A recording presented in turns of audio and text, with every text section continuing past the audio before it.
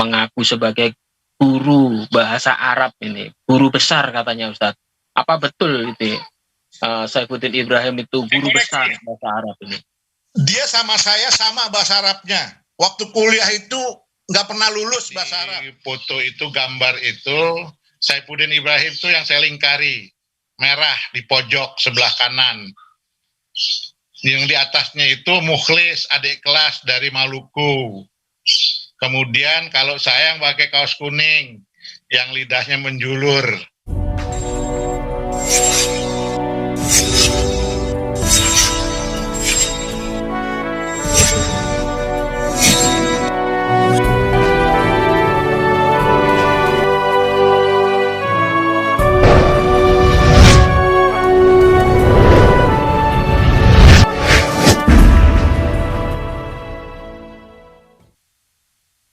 Assalamualaikum warahmatullahi wabarakatuh. Innal hamdalillah nahmaduhu wa nasta'inu wa nastaghfiruh. Wa a'udzu billahi min syururi anfusina wa min sayyiati a'malina. May yahdihillahu fala mudilla lahu wa man yudlil fala hadiyalah. Asyhadu an la ilaha illallah wa asyhadu anna Muhammadar Rasulullah. Allahumma sholli wa sallim ala Rasulillah Muhammad wa ala alihi wa sahbihi ajmain.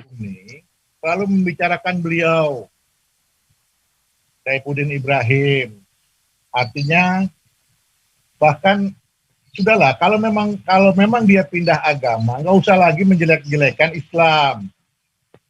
Itu kita jaga persatuan dan kesatuan ini dengan kerukunan, kedamaian. Islam, karena Islam mengajarkan itu gitu. Maka dari itu, kalaupun saya ketemu dengan beliau, saya ingin sampaikan sudah. Kalau Anda sekarang keyakinannya bukan kepada keyakinan Allah dan Rasulullah, Islam, ya sudah. Silakan berdakwah di lingkungan komunitas kalian, kemudian jangan menjelek-jelekan agama. Ini namanya intoleran. Maka dari itu kami di alumni Pondok Haja Nuria Sobron itu ingin menyampaikan itu pada beliau. Silahkan kalian berdakwah, tapi jangan menjelekkan agama lain. Jangan selalu bersinggungan, menjelek-jelekan. Sehingga kehidupan kedamaian, kenyamanan, hidup antar umat beragama, umat beragama itu menjadi tenang. Sehingga umat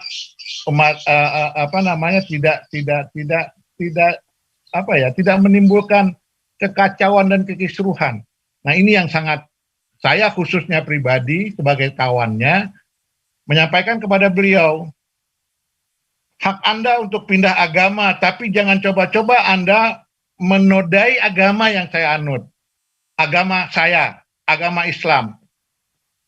Dan sementara kita tidak pernah mengutak-ngutik agama yang dia anut. Tapi kita sih paham kenapa dia melakukan seperti itu. Sangat paham. Gitu loh. Kok pendeta-pendeta lain tidak ada yang melakukan hal yang sama seperti Saifuddin Ibrahim. Karena motif ekonomi, dia dibayar. Dia muncul di YouTube, kemudian dia mencoba memperbandingkan ayat dengan Injil segala macam itu, sehingga Islam itu dijelek-jelekan, itu dia dibayar. Tidak mungkin dia berbuat seperti itu kalau dia tidak dibayar. Kalau dulu mungkin dia ceramah Jumat, khotib Jumat, ceramah, mungkin bayaran dari umat kecil, kemudian ketika dia menjadi pendeta bayarannya besar, itu. Jadi dia diperalat sebenarnya. Kalau menurut saya itu dia diperalat oleh orang-orang yang punya kepentingan bagaimana, karena dia yang berani. Karena dia yang berani untuk menjelek-jelekan Islam dan mengajak umat Islam kepada Kristen.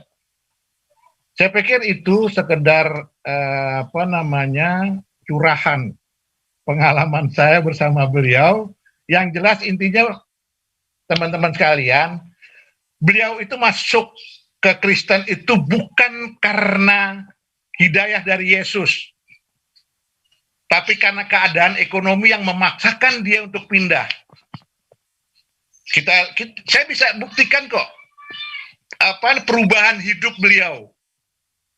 Dari dia begitu susahnya, dari Jepara kemudian pindah ke Jakarta, kemudian dia ngajar di Sawangan, dia bergabung dengan NII, kemudian dieliminir oleh pesantren Abu Toto Panji Gumilang, kemudian dia pindah ke Kristen, itu karena persoalan ekonomi. Sekarang dia lihat pakaiannya hebat, keren, trendy, pakai dasi. Yang dulu susah, mungkin dia nggak bisa memakai dasi. Waktu di Sobron itu dia nggak bisa memakai dasi. Cara memakai dasi itu bagaimana dia nggak bisa. Saya tahu kok kehidupannya itu. Dia sering tidak pakai baju, cuma pakai kain aja. Kain, saya masih ingat itu kain Bima itu warnanya merah yang sering dia pakai tiap hari itu. Entah dicucinya berapa kali saya juga nggak tahu. Yang jelas itu yang digunakan. Kemudian setelah dia pindah agama menjadi Kristen, pakai dasinya rapi, kemudian sabuknya branded, dasinya pun bagus, sampai katanya dia sekolah di Australia, segala macam. Dan itu dari mana dananya itu kalau tidak disupport. Dan dia menjadi orang yang memang ditugaskan untuk itu. Kalau analisa saya. Kita bisa perdebatkan ini karena saya tahu persis awalnya siapa beliau. Dan di kampungnya pun, di Bima pun saya tahu persis. Karena saya pernah ke Bima bersama tadi saudaranya Ikhwan Samsudin. Dan dia sampai sekarang pun tidak boleh nginjek tanah Bima oleh keluarganya. Dan dia sudah diusir oleh keluarganya. Artinya apa? Keluarganya memang menolak kehadiran beliau.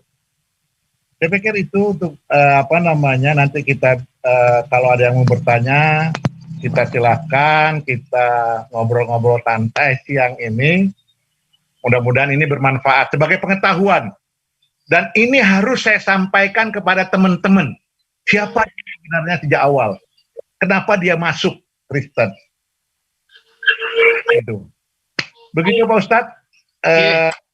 Pengantar dari saya. Terima kasih. Ini mudah-mudahan bermanfaat. Sangat bermanfaat ini. Kalau melihat latar belakangnya sampai katanya sudah kuliah, kemudian di Fakultas Usuluddin ya Ustadz ya, kemudian sampai mengaku sebagai guru bahasa Arab ini, guru besar katanya Ustadz. Apa betul itu? Saifuddin Ibrahim itu guru besar bahasa Arab ini. Dia sama saya sama bahasa Arabnya. Waktu kuliah itu nggak pernah lulus bahasa Arab. Saya koreksi. Jadi guru bahasa Arab kita itu namanya Bapak Fatah Santoso. Beliau yang memberikan bahasa Arab. Setiap latihan bahasa Arab, tamrin, itu khotoknya banyak. Saya sama beliau itu khotoknya itu banyak, tamrin. Tiap hari kan dikasih tamrin oleh Pak Fatah Santoso itu. Itu khotoknya banyak, misalkan ada 15 soal ya paling khotoknya setengah dari 15 itu gitu. Artinya dari mana dia menjuluki guru bahasa Arab, sementara bahasa Arab di Pondok Haja Nuria Sobron saja tidak lulus. Artinya lulusnya itu remedial, ikut lagi baru lulus gitu loh.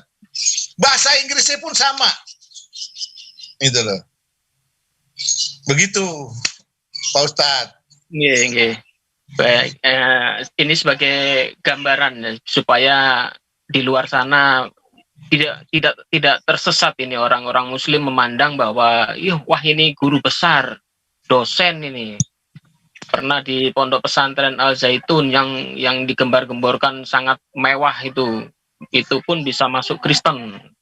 Bahkan sekarang Pak Saifuddin Ibrahim ini beberapa kali menulis sebuah buku yang intinya adalah menjelek-jelekan Islam. Makanya saya heran ini sebagai orang Islam kok dia bilang di mana-mana menjadi Islam itu susah karena harus sholat 5 waktu. Lah ini makanya kalau Ustadz tadi cerita latar belakangnya ternyata dari NII, ya mohon maklum ini kalau seperti itu ya Ustadz ya.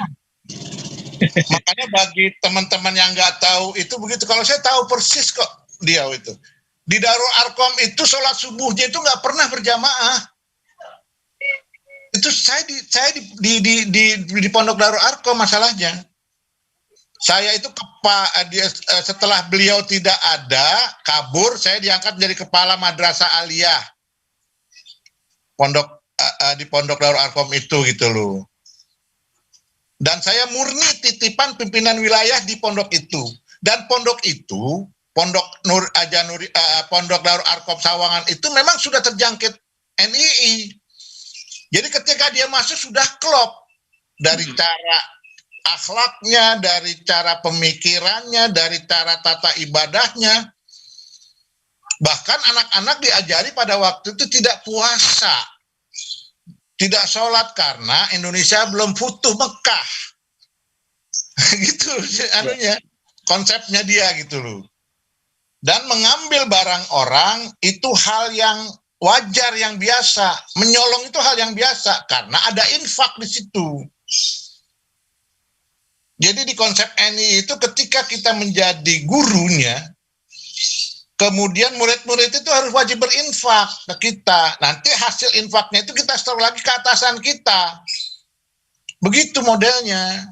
Jadi di pesantren Darul Arkom Sawangan itu nyolong barang orang itu antar santri itu udah hal yang biasa. Itu pondoknya sampai sekarang masih ada, Ustaz? Masih ada. Cuma saya nggak tahu lagi karena saya sejak 2007 ya, 2006, 2007 sudah tidak di pondok itu lagi. Gitu ya. Ya. Kalau saya lihat nada suaranya Ustadz ini gergeten ini, apalagi dia awalnya dibina oleh Muhammadiyah, sekarang seperti itu ya. Jadi ini sebagai luapan hati Ustadz Rusli, juga mengatasnamakan teman-teman alma mater. Iya betul. Jadi kita sekali lihat seperti itu ya Ustadz ya. Ya betul. Jadi begitulah perjalanannya itu, bukan semata-mata dia setelah di Pondok Ajaran Indonesia Borneo itu dia masuk Kristen, bukan. Masih panjang perjalanan itu. Di antaranya dia masuk NII. Ketika dieliminir oleh Panji Gumilang di Al-Zaitun, nah dia baru masuk Kristen. Artinya apa? Ternyata di situ ekonomi yang punya peran besar terhadap perpindahan keyakinannya dia. Ternyata setelah dieliminir dari Al-Zaitun, sakit hati ya Ustadz ya. Kemudian ini saya dengar itu dia ditampung di Zionis Kristen Indonesia itu ya, kalau tidak salah ya, Ziokindo namanya. Pimpinannya Edi Sarto, Ustadz. Nah, itu saya nggak tahu sampai di situ. Ketika dia ketika dia terputusnya saya itu ketika dia kabur, dicari oleh polisi polsek, kabur entah kemana. Terakhir saya dengar dia di Al-Zaitun. Sampai di situ. Waktu itu kasusnya apa, Ustaz? Kasusnya ini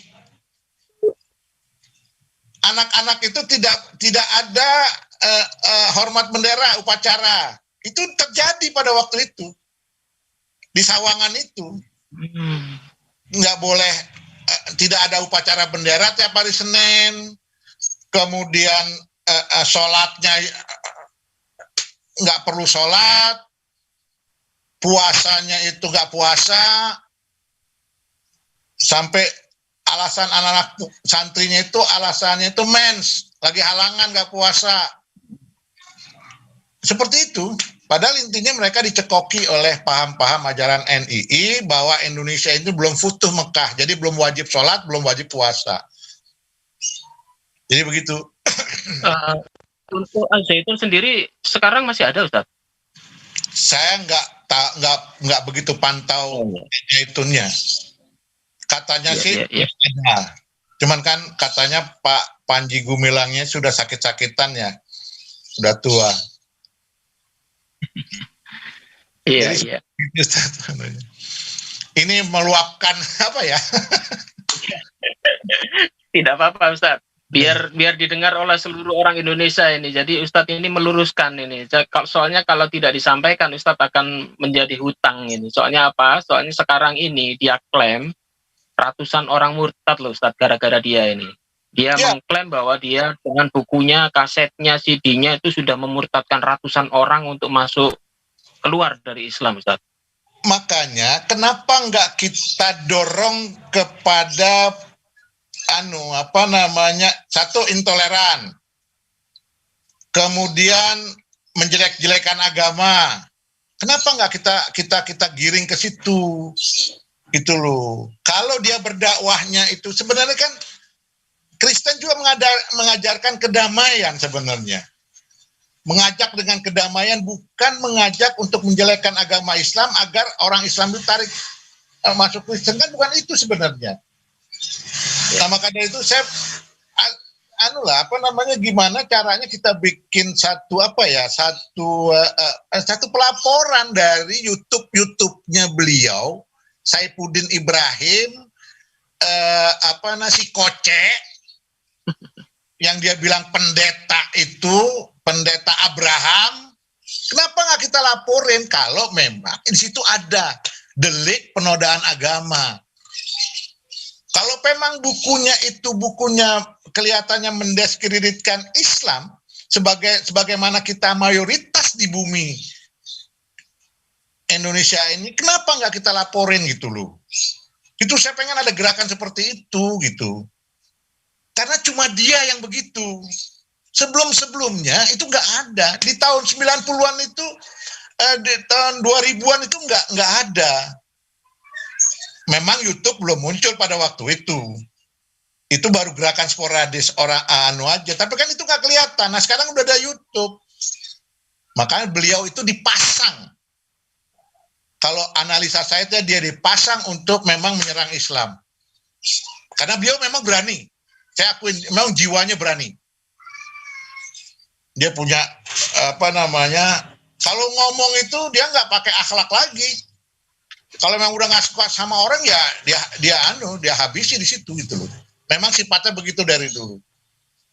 Jadi kalau di Pondok Haja Nuria Sobron itu kita sering main ejek-ejekan. Kita manggil dia itu si Koce. Dia manggil saya si Ableh. Ya. Begitu Pak Ustadz tentang Saifuddin Ibrahim. Iya. Kemarin saya lihat di YouTube-nya ini beliau juga menyebut Ustadz Rusli si Ableh memang. Saya jadi ingat. Begitu. Artinya dia mengakui kedekatan dia dengan saya gitu loh. Ketika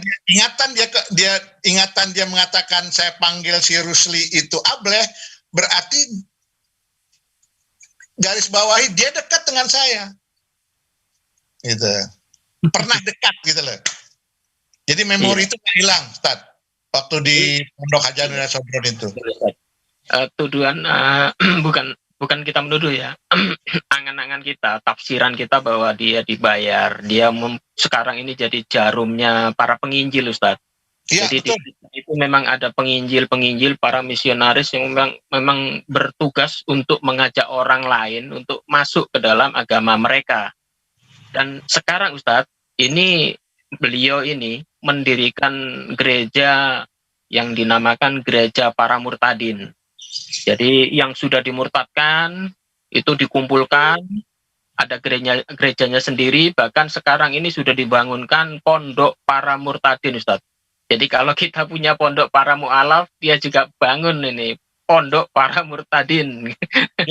Jadi begini Ustadz. Saya ini salah satu wakil ketua Forum Kerukunan Umat Beragama di Kota Bogor. Jadi siapapun yang mendirikan rumah ibadah harus mendapatkan rekomendasi dari FKUB setempat. Nah, manakala dia tidak ada rekomendasi dari FKUB, Kemenak, kemudian apalagi tidak ada izinnya, kita berhak untuk menuntut itu. Karena itu ada di aturan PBM, peraturan 2 menteri, Menteri Agama dan Menteri Dalam Negeri. Jadi setiap pendirian rumah ibadah harus ada rekomendasi dari FKUB, kemudian dengan persyaratan persyaratannya itu 90 pengguna, 60 pendukung yang menyetujui. By KTP, by tanda tangan, by KTP. Itu sekarang saya tugasnya seperti itu di Kota Bogor. Alhamdulillah. Jadi semoga ini Ustadz tetap diberi kesehatan, panjang umur, bisa mengawal kita semua ini Ustadz. Jadi supaya membentengi umat ini dari pemurtadan ini yang utama Ustadz. Karena luar biasa ini kita lihat pemurtatan ini, apalagi kalau latar belakang ekonomi Ustadz. Apalagi sekarang ada di Basnas ini bisa diceritakan sedikit Ustadz. Soalnya begini Ustadz, orang Kristen itu banyak sekali memurtadkan kita itu karena latar belakang ekonomi Ustadz. Bagaimana ini langkah-langkah Basnas gitu untuk menyaingi mereka gitu Ustadz. Silakan Ustadz. Saya salah satu komisioner Badan Amil Zakat Kota Bogor. Saya di wakil ketua 2 bidang pendistribusian dan pendayagunaan.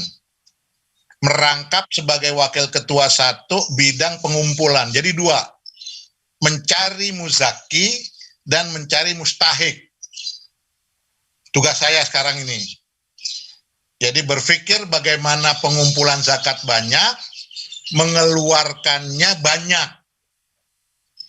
Nah di Kota Bogor ini kita ada 5 program untuk membantu para fakir miskin.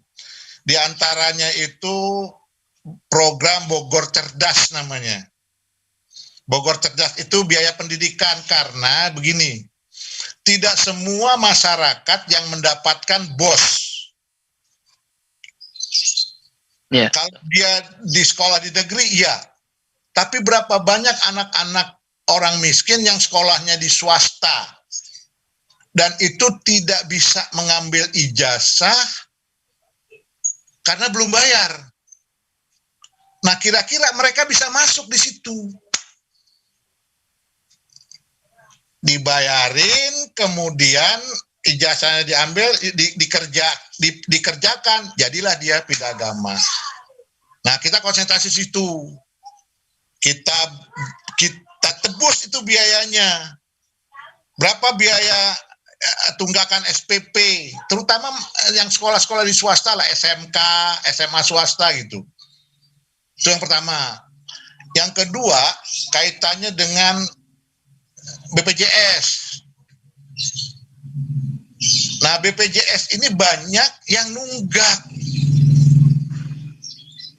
Di Kota Bogor itu kemarin satu harian saya ada 10 orang minta pelunasan BPJS. Orang yang nggak mampu, apalagi orang melahirkan.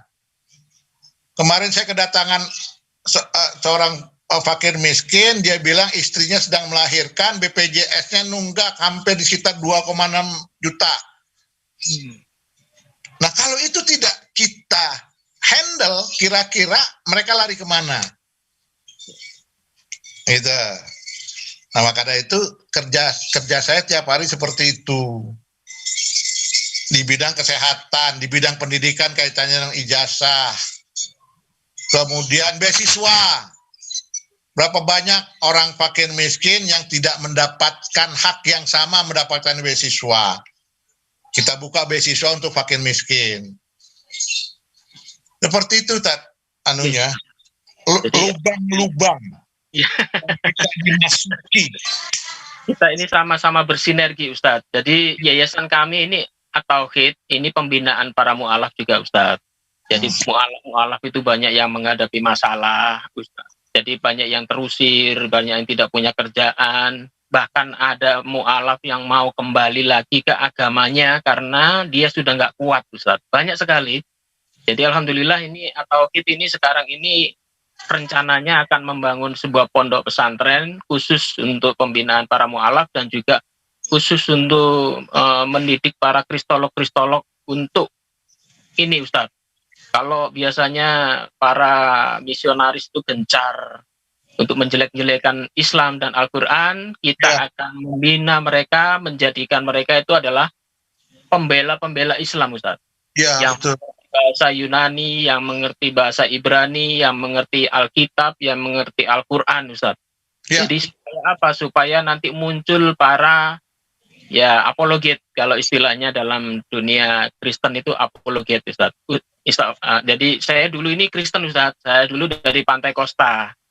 Alhamdulillah Islam. Saya dulu iya sama di gereja saya lama dulu ada program-program misionaris. Jadi kita dikirim ke tempat-tempat pelosok itu. Kemudian kita lihat ya Ustadz, di Jawa pun tempat-tempat yang pinggir-pinggiran yang miskin-miskin itu sekarang sudah mulai digarap oleh mereka. Apalagi yang di luar pulau ini Ustadz. Ya. Jadi kalau tidak ada Ustadz, kalau tidak ada yayasan-yayasan yang peduli dengan ini, lama-lama Islam itu akan tergerus sedikit demi sedikit, Ustaz. Apalagi muncul seperti Saifuddin seperti itu. Ya, Islam banyak, tetapi nanti kemungkinan dia tidak ngerti Islam itu apa. Bahkan Nabi Muhammad dihina-hina, Al-Quran dihina. Akhirnya apa? Imannya sedikit tambah sedikit keropos dan mudah untuk pindah agama. Ini yang kita jaga, Ustaz. Makanya gini, Tat, saya teringat itu hadis Nabi itu hadis Nabi itu yang gini.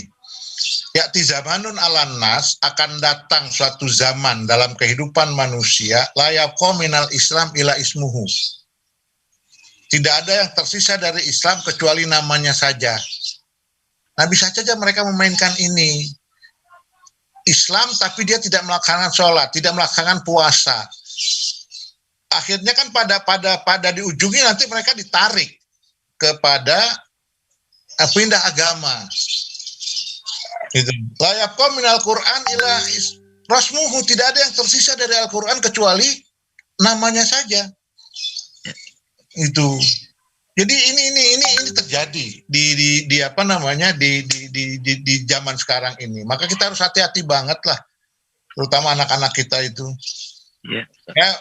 Saya merasakan loh kok semakin banyak orang yang cuek terhadap panggilan azan. Banyak anak-anak muda yang cuek terhadap baca Al-Quran dan lain sebagainya. Dan ini peluang mereka untuk itu.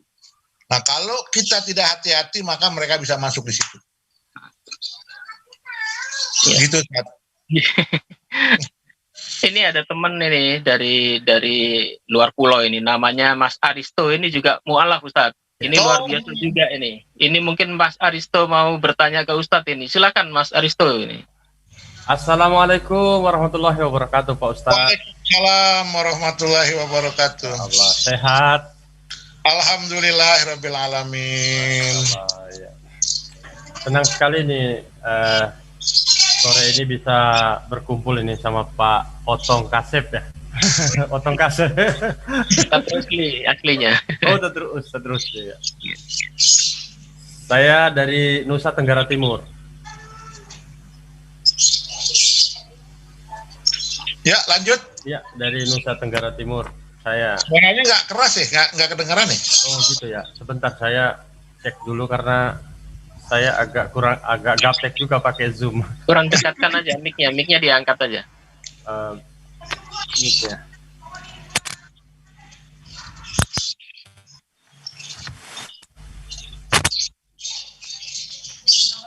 Gini gimana Pak Ustadz Edi, kedengaran saya, suara saya? Dengar kecil. Dengar. Ya, silakan, nggak apa-apa. Ya. Dengar-dengar Ustadz Rusli sahabat baiknya Pak Saifuddin Ibrahim, kawan dekat. Ya. Tahun 84-an. Tahun 84 Pak ya? Iya. Sama-sama satu pondok. Di Al Zaitun. Bukan, di Pondok Hajah Nuria Sobron Muhammadiyah di Solo, Surakarta. Oh, di Solo, Surakarta Pak ya? Iya. Nah, ini menarik ini Pak Ustadz, apa namanya? Pertama, Pak Saifuddin Ibrahim ini begitu gencar dalam misi kristenisasi. Nah, sementara kalau saya lihat background beliau mantan Muslim, bahkan seperti apa yang disampaikan oleh Pak Ustadz, pernah satu pondok, dan kemudian saya pernah membaca juga bahwa beliau pernah di Al Zaitun. Nah, menurut Pak Ustadz ini apa sih sebenarnya kok beliau ini bisa memilih menjadi murtad begitu? Ya, gini Pak, tadi saya sudah jelaskan itu, murtadnya beliau itu bukan karena apa-apa, karena motif ekonomi. Ketika agamanya itu tidak bisa memberikan kehidupan yang layak, kemudian ada yang lain bisa memberikan kehidupan yang layak, dia pindah. Karena ngelihat Saifuddin Ibrahim itu bukan ngelihat Saifuddin yang sekarang, tapi ke belakang. Itu makanya saya sampaikan tadi, melihat Saifuddin Ibrahim itu, melihatnya itu ke belakang perjalanannya sehingga dia bisa pindah. Beda Pak, kalau dia pindah agama dalam posisi ekonominya itu bagus. Tuh. Nah dia dalam posisi kejepit kemana? Di samping memang ada potensi pemikirannya itu yang Islamnya ke kirian. Ya. Apa? Dia masuk NII, gitu. Dia menjadi anggota NII, kelompoknya Panji Gumilang. Ada potensi pemikirannya itu yang menyimpang dari Islam, kemudian ekonominya itu agak susah, dia pindah. Salah nggak analisa saya? Saya bisa buktikan sekarang dia bisa pakai dasi. Dulu nggak bisa pakai dasi Pak. Dulu sepatunya itu nggak bagus, disemir juga mungkin nggak pernah. Sekarang bagus, di branded sekarang itu ya. Kalau saya melihat sosok kawan saya Saifuddin Ibrahim seperti itu, dia tidak kuat dengan cobaan, tempaan, ujian dari Allah tentang bagaimana kekurangan ekonomi, kebutuhan hidup, dia lari. Itu faktor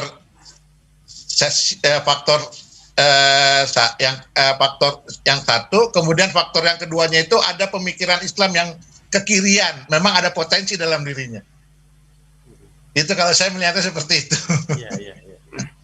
Ya, memang izin nih Ustadz Edi ya, agak cerewet saya. Kita santai aja siang-siang ini gitu, nggak usah serius.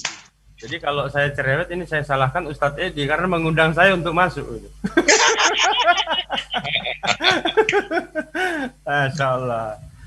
Ya, jadi saya pernah menyimak satu dialog beliau dengan sahabat saya, Ustadz Alwan. Ustadz Alwan ini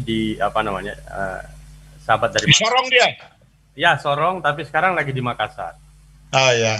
Jadi apa yang seperti Pak Ustadz sampaikan tadi, memang dia ada pemahaman Islam yang memang boleh dikatakan pemahaman Islam yang menyimpang, begitu ya. Jadi memang ya itu satu faktor yang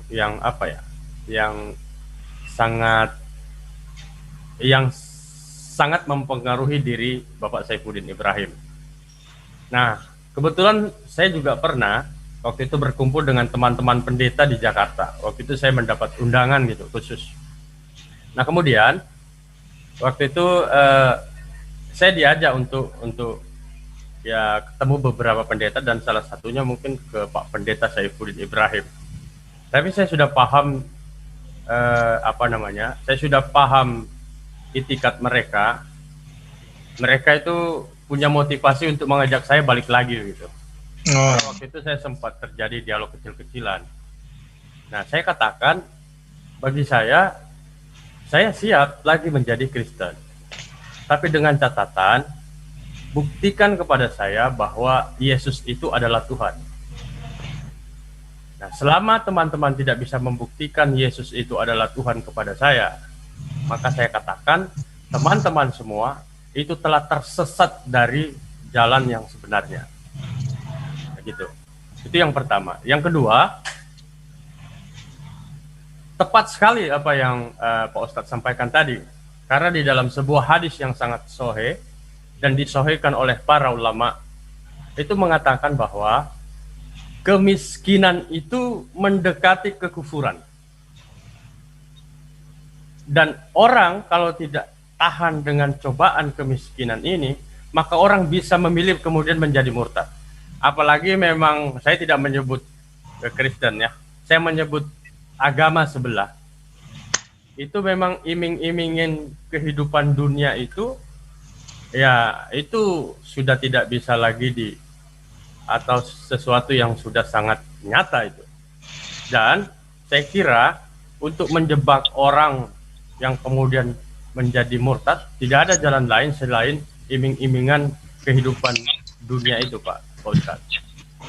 Nah, jadi ini pertama, ketika berada di Islam, pemahaman Islamnya saja sudah keliru, kemudian tidak tahan dengan gesekan boleh dikatakan dengan cobaan hidup yang dari Allah, begitu. Padahal sesungguhnya ketenangan itu ada pada sebuah keimanan kita kepada Allah Subhanahu wa taala. Dan tingkat keimanan kita kepada Allah Subhanahu wa taala itu yang kemudian itu menghanyutkan segala cobaan-cobaan itu. Jadi landasan yang sangat mendasar, minimnya keimanan, sehingga timbul rasa menggampangkan segala sesuatu. Bahwa keselamatan itu gampang saja. Begitu. Nah ini memang masalah ini. Nah ini memang yang sangat terjadi pada Bapak Saifuddin Ibrahim. Dan saya secara pribadi banyak kemudian menjadi tersinggung dengan narasi-narasi yang kemudian seolah-olah dibuat opini publik, ya, yang dilempar ke publik, yang dibuat sebuah opini oleh Saifuddin Ibrahim bahwa Islam itu adalah agama tersesat sehingga dia memilih menjadi Kristen. Sehingga dari situlah yang kemudian mendorong saya, terpanggil saya untuk kemudian saya harus melawan semua narasi-narasi yang disampaikan oleh Saifuddin Ibrahim ini, begitu Pak Ustadz. Ya. Apalagi sekarang saya dengar dia bersama rekan-rekannya punya misi dalam misi pemurtadan. Dan di berbagai media sosial bahkan saya sampaikan, jika Anda semua dalam misi memurtadkan umat Islam, maka saudara-saudara semua akan berhadapan dengan kami para Kristologi. Begitu. Nah ini yang sangat gencar dalam misi pemurtadan Saifuddin Ibrahim ini. Dan dia banyak kemudian membangun generasi-generasi muda untuk kemudian merealisasikan rencana dia dalam misi pemurtadan ini, Pak Ustadz. Mungkin dari saya itu, Ustadz Edi Praitno dan Pak Ustadz. Di Kota Bogor, Pak, saya ini kan salah satu pengurus Forum Kerukunan Umat Beragama, FKUB. Kawan-kawan saya itu pendeta dan romo. Saya terkadang suka ke gerejanya romo. Romo itu di Katolik. Nah, kawan saya itu ada pendeta, namanya Pendeta Darwin. Dia Kristen. Nggak ada tuh ngajak-ngajak dia. Dia pendeta loh. Tidak pernah ngajak-ngajak yang lain itu masuk Kristen, enggak. Karena dia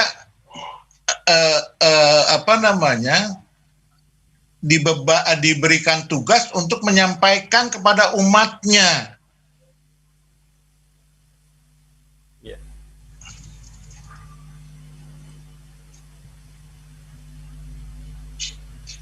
Nah, sementara Saifuddin ini memang orang yang dipasang untuk itu, gitu. Nanti saya kirim foto-foto bagaimana kedekatan saya dengan pendeta, bagaimana kedekatan saya dengan Romo. Siap. Baik Ustadz, mungkin saya lanjutkan. Di sini sudah ada tamu lagi, Saudara Ibnu Ishak ini. Mungkin dari Saudara Ibnu Ishak ini mau bertanya nih Ustadz. Silakan Mas Ibnu. Silakan. Assalamualaikum. Waalaikumsalam warahmatullahi wabarakatuh. Afwan Pak, baru gabung Pak. Jadi kita nyimak dulu aja Pak. Baru dapat bisa gabung Pak. Nanti belum terpikir apa yang mau ditanya Pak. Hanya kita mau ngambil faedah dulu Pak. Insya Allah ada faedah dengan pertemuan ini. Saya bisa ambil faedah dari Bapak. Bagaimana Pak Pudin itu. Ya Pak, itu aja dulu Pak. Nyimak dulu aja dulu Pak. Oke, ya terima kasih Mas Ibnu. Untuk Mas Ramdhani mungkin yang dari Kalimantan ini Ustadz. Habis kebanjiran ini. Ya. Assalamualaikum Pak Ustadz. Waalaikumsalam. Waalaikumsalam warahmatullahi wabarakatuh. Nah ini saya mau tanya sebenarnya dalam keganduhan dalam hati saya yang oleh Saifuddin Ibrahim ini, yaitu sebenarnya apa sih yang membuat dia itu murtad sebenarnya? Pertanyaan yang tadi. Sama itu. Gitu. Tadi sudah dijawab. Yang lain. Ya, yang lain. Apa sih itu sih? Saya sih mau masuk nih, mau masuk. Oh iya, oke siap. Bisa. Kalau gitu saya Saya ulangi, ada dua. Ya. Ada dua menyebabkan dia murtad. Yang pertama, kondisi ekonomi, dia tidak sabar menghadapi posisi itu. Yang kedua, memang ada potensi pemikiran Islamnya yang kekirian, yang menyimpang. Yang ketiga, dia menyerang Islam itu karena memang difasilitasi. Dia punya tugas oleh Dewan Penginjil. Karena dia orangnya berani. Itu tiga. Kenapa dia seperti itu? Dia baru keluar dari tahanan loh. ya, Tahanan. keluar dari penjara dan yang melaporkan itu sebenarnya komunitas teman-teman kita juga. Ya, di Pemuda Muhammadiyah Jakarta ya? Ya, betul. Ya. Ada adik saya itu yang laporkan itu. Ya kita semua ini sebenarnya yang laporkan. Ya, alhamdulillah. Kemarin itu begitu. Nah, saya sapa dulu Pak Ibnu Ishak dan Akhi Ramdhani. Assalamualaikum warahmatullahi wabarakatuh. Waalaikumsalam warahmatullahi wabarakatuh. Baik Ustadz. Saya kira ini perjumpaan kita ini sudah panjang ini 1 jam lebih ini. Terima kasih. Ini kapan-kapan kita bisa dialog lagi santai dengan Ustadz. Jadi kapan-kapan nanti kita bisa undang lagi di channel Geraha Mu'alaf ini Ustadz Ya, untuk bagi-bagi ilmunya. Ini kita yang masih belajar ini harus belajar dengan para guru-guru kita yang ada di sana ini, terutama juga dengan Ustadz Rusli. Terima kasih. Mungkin ada yang mau disampaikan ini yang terakhir. Ustadz, monggo Ustadz. Yang terakhir dari saya itu, saya berharap kepada sahabat saya Saifuddin Ibrahim, kalau dia memang sudah memilih agamanya yang menurut dia benar, itu jangan lagi menjelek-jelekan agama yang pernah dia anut. Karena itu mencederai kami yang istiqomah di dalam berislam, beriman dan berislam. Yang pertama, sampaikanlah dakwah agama yang kamu anut kepada gembala-gembala dan domba-domba kamu. Itu. Sehingga tidak ada lagi permusuhan. Tidak ada lagi konflik. Tidak ada lagi intoleran di negara yang kita cintai ini. Yuk kita bangun kebersamaan. Yuk kita bangun silaturahmi inter dan antar umat beragama, sehingga membawa bangsa ini kepada kesejukan. Jangan coba-coba lagi Anda mendiskreditkan agama Islam yang pernah Anda anut, dan itu mencederai kami. Sampaikanlah yang benar, sampaikanlah dengan keteduhan, kedamaian kepada umat kamu. Kami dari umat Islam menyampaikan sesuai dengan dakwah, menyampaikan kepada umat Islam dengan damai, dengan baik, dengan contoh, dengan suri tauladan yang baik. Dan hindari, saya yang kedua, janganlah saudara saya Saifuddin Ibrahim itu dengan cara kasar dalam menyampaikan dakwahnya, sehingga itu menyebabkan tergoresnya luka hati kami umat Islam ketika kata-kata yang kasar itu yang tidak sepantasnya, karena Rasulullah Rasul kami Muhammad SAW mengajarkan santun, tidak dengan kekerasan. Itu saja yang terakhir dari saya. Mudah-mudahan ini kita bisa silaturahmi, kita bisa panjang lagi. Amin. Assalamualaikum warahmatullahi wabarakatuh. Waalaikumsalam. Terima kasih kepada teman-teman semua. Saya ucapkan terima kasih. Demikianlah para pemirsa, kita sudah dengarkan sendiri kesaksian dari Ustadz Rusli. Semoga Anda semua bisa mengambil hikmahnya, dan tolong dijaga akidah kita, keluarga kita, anak, istri, keluarga, tetangga, kanan, kiri. Jangan sampai kita dimurtadkan oleh para penyesat-penyesat ini ya. Amin, insya Allah ya. Amin. Dan kita tetap berjuang bersama-sama, tetap menegakkan agama Islam. Bagaimanapun Islam adalah agama yang diridhoi oleh Allah Subhanahu wa Ta'ala. Di luar Islam adalah yang sesat. Terima kasih Ustadz, terima kasih kawan-kawanku semuanya. Kita tutup dalam doa kafaratul majelis. Subhanallah wa bihamdihi, asyhadu an la ilaha illa anta, astaghfiruka wa atubu ilaik. Terima kasih. Wassalamualaikum warahmatullahi wabarakatuh. Waalaikumsalam warahmatullahi wabarakatuh.